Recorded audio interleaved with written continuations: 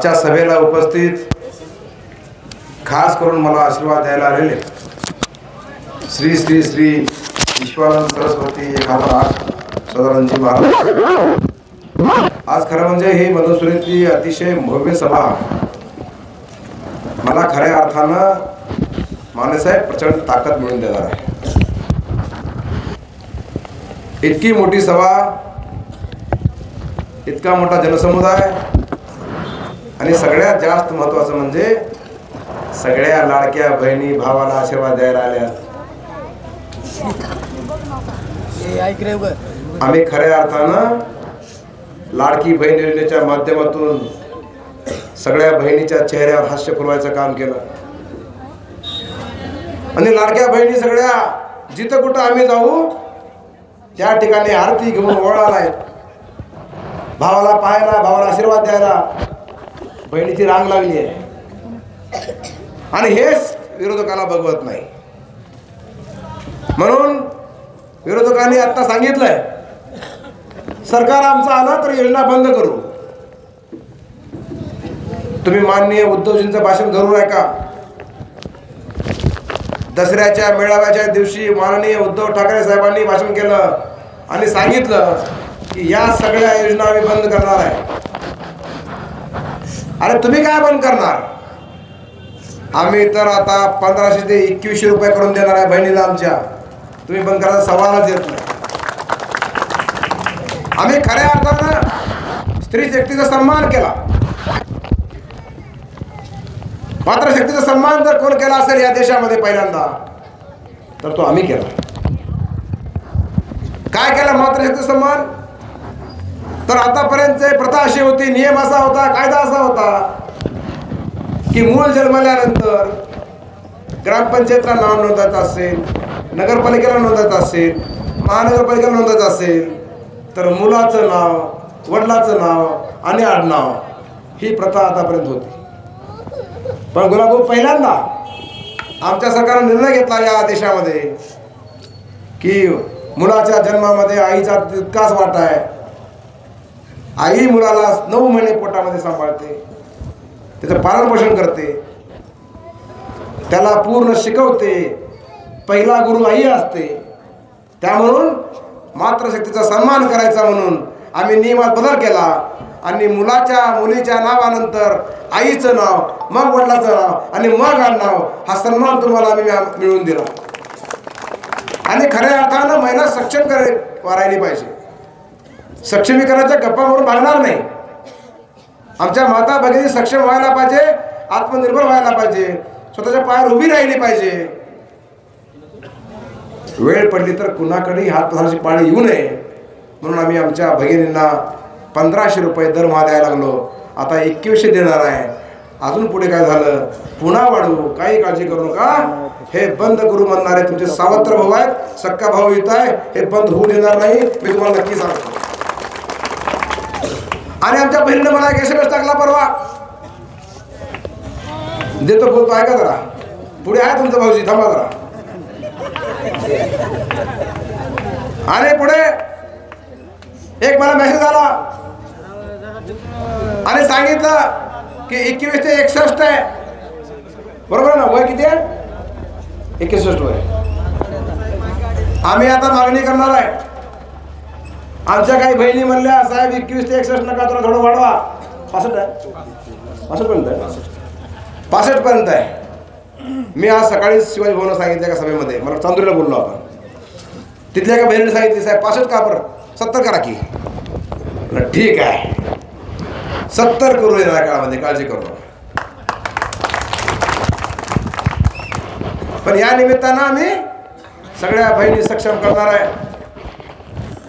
आम्ही सुकन्या योजना आणली। सुकन्या योजनेच्या माध्यमातून मुलगी जन्मली की तिच्या नावावर 5000 10,000 वर्षाला टाकत मुलगी 18व्या वर्षी येईपर्यंत तिच्या खात्यावर 1.25 लाख रुपये जमा करायची आम्ही योजना आणली। त्यानंतर हायर एज्युकेशन आहे, मुलगी शिकली पाहिजे, मुलगी शिकली तर 2 कुळाचा उद्धार होतो, दोन्ही घराचा उद्धार होतो। या भावनेतून मुलीला संपूर्ण शिक्षण आम्ही मोफत केलं। मुलगी शिकू द्या, आमच्या बहिणीला माझी विनंती आहे, मुलगीची इच्छा आहे तोपर्यंत शिकू द्या। आजकाल मुली शिकू पाहतायत आणि तुम्ही बघता शाळा असेल, कॉलेज असेल, कुठलंही इन्स्टिट्यूशन असेल, MBA असेल, डॉक्टरेट असेल, आज सगळीकडे मुली पुढे आहेत. मी एकदा सत्कार करायला गेलो होतो, 100 जणांची यादी बघितली सत्कारामध्ये. याच भागामध्ये आढळगावच्या सगळ्या मुलांचा सत्कार केला. 100 मध्ये 90 मुली आणि 10च पोरं होते पास झालेली. म्हणजे मुलीचं शिक्षणाचं प्रमाण वाढलंय. त्यामुळं मुलीला शिकू द्यावं अशी विनंती तुम्हाला मी या निमित्तानं खऱ्या अर्थानं करणार आहे. त्याचबरोबर आम्ही सगळ्या महिलांना सगळ्यांना आम्ही 3 गॅस मोफत देतोय. त्याचबरोबर सगळ्या महिलांना महाराष्ट्रामध्ये कुठेही फिरा, आमच्या माता भगिनींनी महाराष्ट्राच्या बसमध्ये 50% आम्ही सवलत दिली आहे. कुठेही जावा महाराष्ट्राच्या कानाकोपऱ्यात तुम्हाला 50% सवलत आहे. त्या ह्या योजना तर आल्याच, पण शिवाजी भावांनी ज्याचा उल्लेख केला ती योजना मी स्वतः आणली. म्हणजे मुख्यमंत्र्यांनी आणली लाडकी बहीण, मग मी मला लाडकीच्या म्हणजे आपण पुढे जाऊया, सुरक्षित बहीण योजना आम्ही आणली.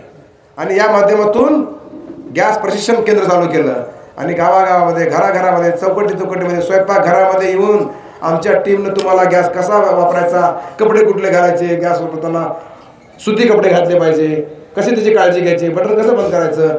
अरे मी तर या भागामध्ये माझ्याकडे मोबाईलमध्ये व्हिडिओ आहेत. आमच्या लोकांनी काम करत असताना व्हिडिओ काढलेत, फोटो काढलेत, बरोबर आहे की नाही. काय काय तर असं आहे यांना हे माहीतच नाही की सुरक्षित घेताना त्याचं गॅस सर्व्हिसिंग केली पाहिजे, पाईप बदलला पाहिजे. मला काही लोक म्हणले, काय विरोधक मला टीका करतात, हे गॅस दुरुस्ती करणं आमदाराचं काम आहे का. अरे बाबा, गॅस दुरुस्ती करणं आमदाराचं काम नसेल, पण बहीण सुरक्षित राहावं म्हणून भाऊ काळजी करणार असेल तर काय बिघडतंय. आणि त्या भावनेतून मी तुमचं काम केलं. मला सांगा, अनेक ठिकाणी पाईप बदलून दिले. शिवाजी भाऊ तुमच्या गावामध्ये असे काही व्हिडिओ दाखवतो, त्या गॅसच्या पाईपला बाइंडिंग वायर लावलंय आणि परत चावलंय पकडणं. ती गॅस राहणार आहे का. गॅस काय काय ठिकाणी चिकटपेट लावली आहे, काय काय ठिकाणी चिरगुडे बांधले. अरे ते काय राहणार आहे, ते एक्सप्लोजिव्ह आहे, मोठं डेंजर आहे. स्लॅब फाटतो मोठा मोठा 2 मजली, इतका मोठा ते गॅसचा विषय आहे. आणि खऱ्या अर्थानं ते सर्व्हिसिंग दर वर्षाला व्हायला पाहिजे. दर 5 वर्षाला 3 वर्षाला तो गॅसचा पाईप बदलला पाहिजे. इथून लक्षात ठेवा.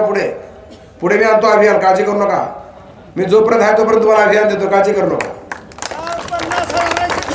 51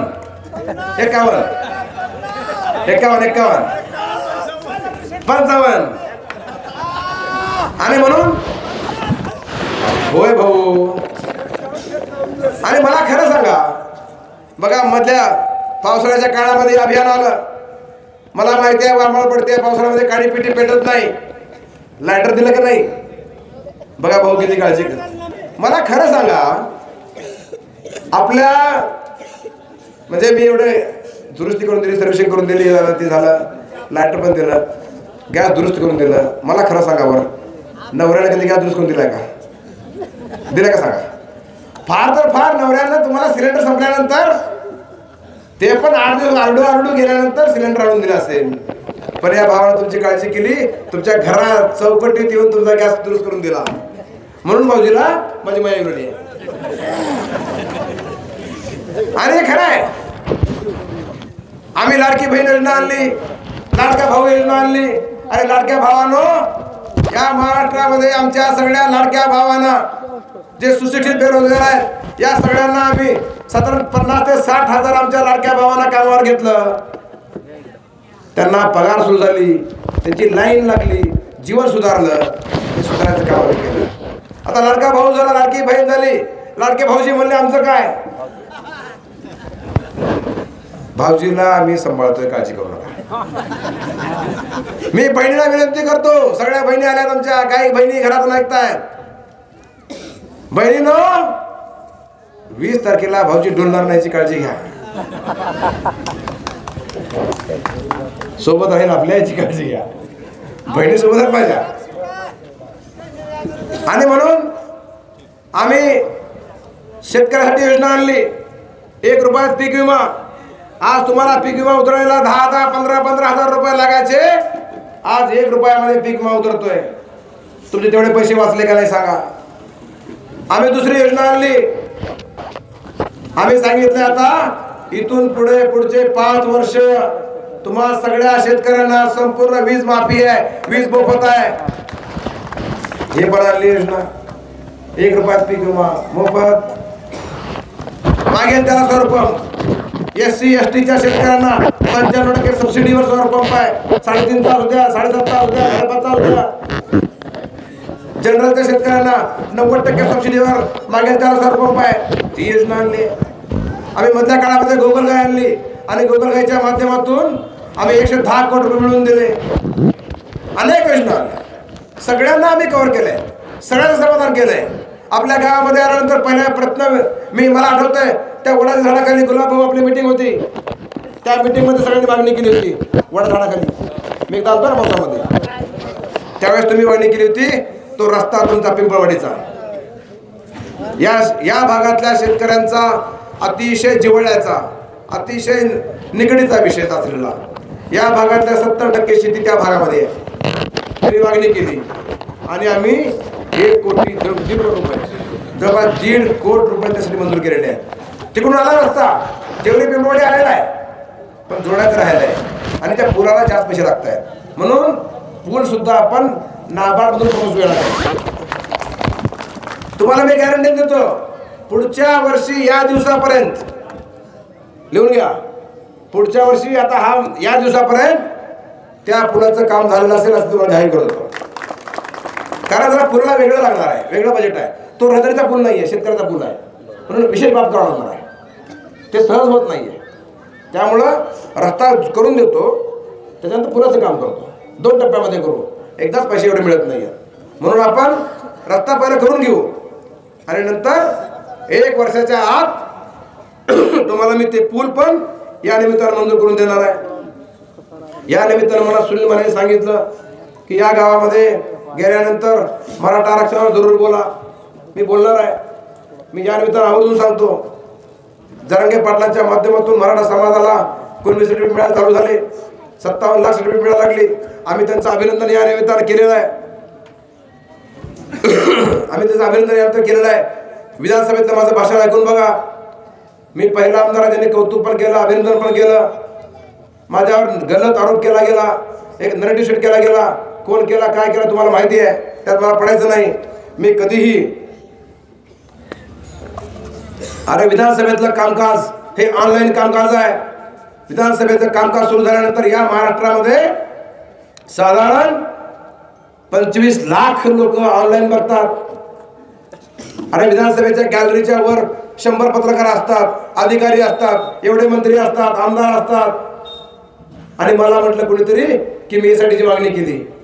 मी जर मागणी केलेला व्हिडिओ कोण दिला तर अजून मतदानाला वेळ आहे. 20 तारखेला मतदान आहे. 19 तारखेच्या रात्री 12 पर्यंत तुम्ही कुणीही मला व्हिडिओ दाखवा, मी घरी बसतो. मी काही नाही, काही आरोप. सामान्य माणसं आमदार उरवलाय, सामान्य घरातलं पोरग काही लोकांना बघवणं गेलंय. त्यामुळं वेगवेगळे आरोप प्रत्यारोप, काय नरेटिव्ह सेट करणं, इकडून काय तर फेक, तिकडून काय तर फेक, माझं चिकर फेक करायचं काम चाललेलं आहे. त्यामुळं तुम्हाला मी सजग करतो. तुमच्या आशीर्वादाच्या जोरावर मी निवडून आलोय, कोणाच्या मेहरबानी निवडून आलो नाही मी. आपण सगळ्यांनी मला प्रचंड आशीर्वाद दिला मागच्या वेळी. याही वेळी मला तुमच्या आशीर्वादाची अपेक्षा आहे आणि मला खात्री आहे की आपण सगळे मला आशीर्वाद देणार आहात. आणि म्हणून विकासावर बोललं पाहिजे. आपण सगळे, माझं समोरच्या आमदाराला आव्हान आहे, माझ्या आमदाराला, ते उमेदवार आहेत म्हणून बोलतोय. माझं खुलं आव्हान आहे, विकासावर चर्चा करा, या बसा, अशीच माणसं गोळा करू. तुम्ही तुमच्या कुलदेव शपथ घ्यायची, कुलदेवताची, मी माझ्या कुलदेव शपथ घ्यायची. चर्चा करा. आपण 10 वर्ष आमदार होता, आपण 10 वर्षामध्ये काय काय केलं सांगा. मी 5 वर्ष आमदार आहे, मी काय काय केलं सांगतो. मी काय केलं या गावासाठी शिवाजीरावांनी सांगितलंय. मी तालुक्यासाठी काय केलं, मी मतदारसंघासाठी काय केलं हे पण सगळ्यांना माहिती आहे. 3000 कोटीचा निधी आणला. पैसे आणायला मंगळात जोर लागतो, वर आवर्जाचा लागतो, मुख्यमंत्र्याचा आशीर्वाद लागतो, उपमुख्यमंत्र्याचा आशीर्वाद लागतो. ते मला आहे म्हणून मी पैसे आणतो. मला तुमचा आशीर्वाद आहे, वरून त्यांचा आशीर्वाद आहे म्हणून मला चालतंय. एवढं सोपं नसतं निधी आणणं. म्हणून मी सांगतो, या चर्चा करा. आणि मला एक आव्हान करायचं आणखी, आपण 10 वर्ष आमदार होतात, या 10 वर्षामध्ये तुम्ही किती विधानसभेमध्ये उपस्थित राहिलात, किती तुमची उपस्थिती आहे, किती दिवस तुम्ही आलात, किती प्रश्न विचारले, कोणाकोणाला प्रश्न विचारले, कोण्या मंत्र्यांना प्रश्न विचारले, हे आपण सांगावा. हे आव्हान मी तुम्हाला या निमित्ताने करणार आहे. आणि याचबरोबर मी तुम्हाला नक्की सांगेल, आपण सगळेजण विकासासोबत राहावं. विकास हा माझा श्वास आहे, विकास हा माझा अजेंडा आहे, विकासासाठीच मी जगतोय, विकास करण्यासाठी मी जन्मलोय. या भागाचा विकास करणे माझं ध्येय आहे आणि विकासावर आपण हात मारायची खात्री आहे. मी विकासाशिवाय काय बोलत नाही. बघा, मी एडीबीतून रस्ते आणले, 800 कोटीचे रस्ते आणले. आशिव, किल्लारी, मातोळा, आशिव मातोळा किल्लारी रस्ता मधून आपला तो नदी आतरगा, शिंगणाळ, निलंगा हा रस्ता 500 कोटीचा रस्ता होतोय.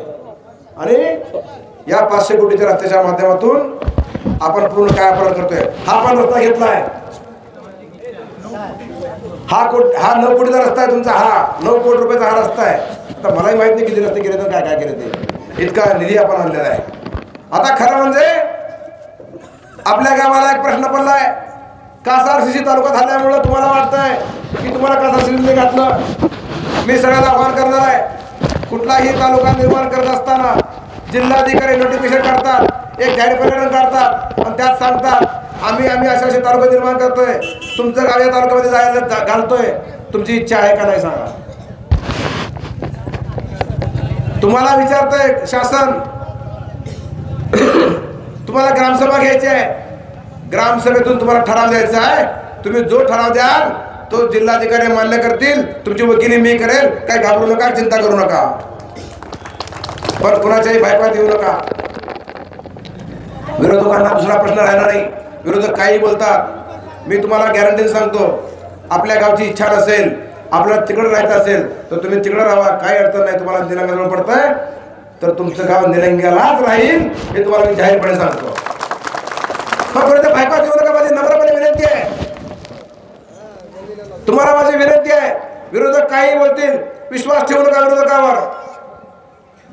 आम्ही कल्याणकारी राज्य निर्माण करतोय, आम्ही सगळ्या घटकाला घेऊन चालतोय, आम्ही सगळ्या जाती धर्मासाठी महामंडळ काढली, आम्ही मातंग समाजासाठी आरटी निर्माण केलं, आणि बौद्ध समाजासाठी समाज मंदिर दिली, हायमास दिली. त्या वर्षाला 30-40 वर्षामध्ये बौद्ध विहार नव्हता, 2.5 कोटी रुपये देऊन आम्ही बांधला. अनेक विषयाला खरं म्हणजे आम्ही बंजारा समाजासाठी महामंडळ केली, आम्ही वडार समाजासाठी महामंडळ केला, राजपूत समाजासाठी महामंडळ केलं, सगळ्या समाजासोबत घेऊन लिंगायत समाजासाठी महामंडळ केलं. कुठलाही समाज आम्ही दुर्लक्षित ठेवला नाही. तुम्हाला मी गॅरंटी सांगतो, आपला मतदारसंघ 100 किलोमीटरच्या रेडियसमध्ये आहे. इकडचं ममदापूर, तिकडचं कमालपूर, या 55 किलोमीटरच्या अंतरामध्ये 192 गावं आहेत. 192 गावं, तांडा, वाड्या, वस्ती. मी तुम्हाला दाव्यानं सांगतो, 192 गावामध्ये मीही पोचलोय, माझा विकासही पोचलाय. आपल्या गावामध्ये जर एवढे पैसे दिले, आपलं गाव तर मोठं आहे. मी कधी कोण बघत नाही, सरपंच कोण आहे, कोण्या जातीचा आहे, कोण्या धर्माचा आहे, कोण्या पक्षाचा आहे. मी सगळ्याला मदत करतो. तुम्ही सरपंचाला विचारून बघा, इथल्या सुद्धा मी कधी काय बघितलं नाही, मला कधी मागायला येत नाही. मीच पैसे तुम्हाला आणून देतो. मला माहिती आहे, सरपंच कोणाचा जरी असला तर ही जनता माझी आहे, या जनतेसाठी मी काम करतो. प्रामाणिकपणे मी काम केलं, तुमची सेवा केली आहे. अरे आपल्या गावाला तर मी एवढं दिलंय, एवढं केलंय. खरं म्हणजे शिवाजीराव, या गावातलं एकही मत इकडं जायला नाही पाहिजे. इतकं मी दिलंय, इतकं मी केलं तुमच्यासाठी. म्हणून विनंती करतो, हात जोडून विनंती करतो, उद्याच्या 20 तारखेला मतदान होणार आहे. माझं चिन्ह कमळ आहे. या कमळाच्या चिन्हावर आपण भरघोस मतांनी मला विजयी करावं.